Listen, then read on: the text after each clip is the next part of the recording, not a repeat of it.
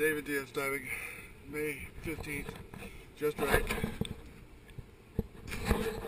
Needs 2 R4s for the trim tabs, 2 R5s for the rudders, and 2 shaft sinks, I believe 3-inch, and a diver's plate sink.